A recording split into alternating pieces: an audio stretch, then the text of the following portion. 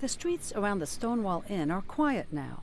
But 50 years ago, in June of 1969, this popular gay bar in New York City was the site of violent confrontation when an unprovoked police raid triggered widespread outrage, as seen in these excerpts from a film by First Run Features.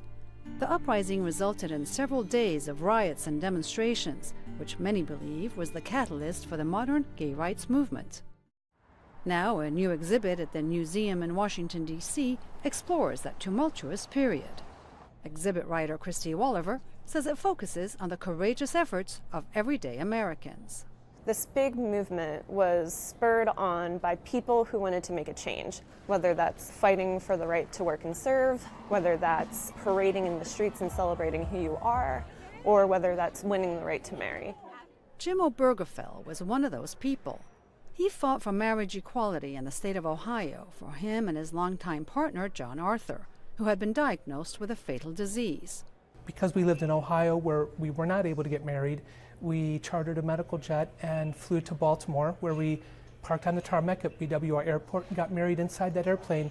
And then when we learned that the state of Ohio, at the time John died, would ignore our legal marriage and say that he was unmarried and not list my name as his surviving spouse, we decided we weren't willing to stand for that, and we filed suit against the state of Ohio. And that ended up going all the way to the Supreme Court, where we won.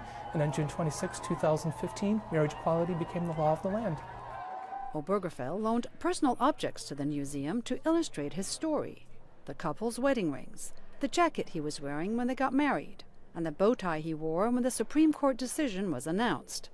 Other trailblazers are also represented in the museum. Frank Kameny, who many consider the father of the LGBTQ rights movement, used this portable typewriter to create memos, pamphlets, and protest materials.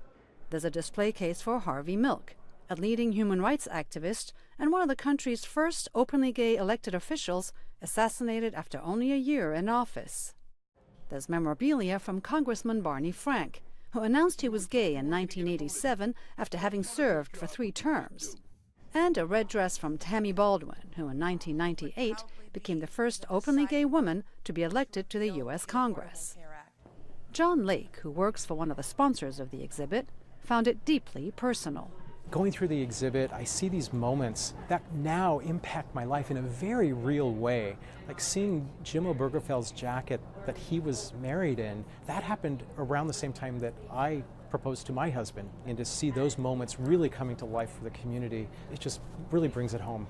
While there have been great strides made in the gay rights movement over the past 50 years, many acknowledge that there's still much work to be done.